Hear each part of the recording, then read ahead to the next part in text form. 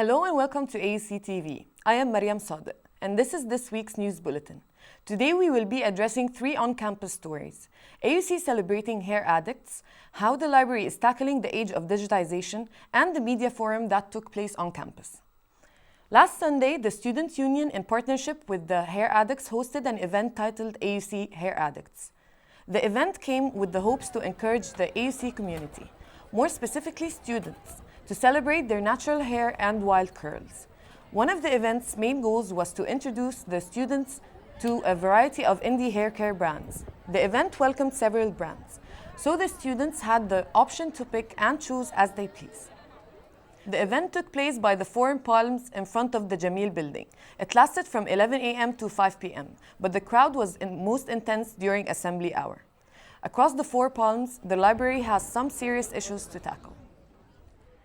The age of digitization came destroying the market for print press, including books and textbooks. The AUC library is known for its wide variety of books and rare archives, but its hard copies are not enough for its students. The students are complaining and requesting a change in the system. They want the university to start providing all books and textbooks in online form. Students are much more likely to fill up the seats and tables near the computers than to ever come near the book-stacked shelves. It only makes sense that all the books that might need be available online. The students not letting go of their demands. The Students' Union and university need to come to an agreement to please both sides. The library isn't the only place impacted by technology advances. Media in all of its forms is influenced as well. It's really annoying that our textbooks are not available online, as they are very expensive and we have to buy them from the bookstore at AUC. We have to uphold our deal. We can make maybe 1 or 2 books available on the reserves desk, but we cannot make them available for photocopying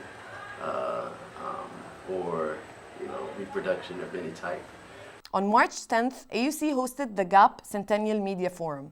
The Mu'taz Al-Alfi Hall was filled with students eager to hear about the topics on the first panel. Dr. Hussein Amin, along with 2 representatives from DMC TV, discussed media ethics in the digital era. And this talk was moderated by Dr. Rasha Allam. For the second panel, Professor Kim Fox was one of AUC's representatives, alongside alumni Nadine Awadallah, who spoke about the importance of being the first to deliver the news. The forum celebrated some of Egypt's most important people in Egyptian media. They shared their experiences with media students eager to hear about the field. This panel was moderated by Professor Sean Hobbs. That was all for today's news bulletin. Stay tuned for the interview segment.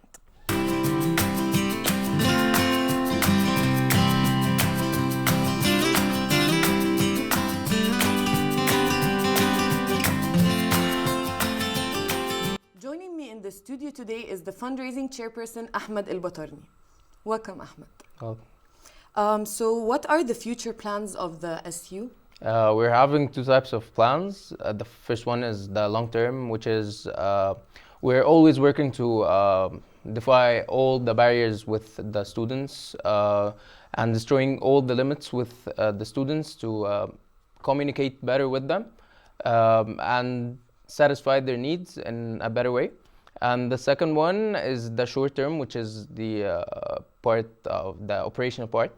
We're having some series of events like SU PAX, we're having the concert, and some other medium scale events.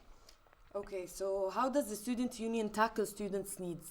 Okay, the student needs are grouped in 3 categories. The first one is the services one, which is satisfied by the SU PAX, which is satisfied with the SU market, the ongoing services, and the culture hub.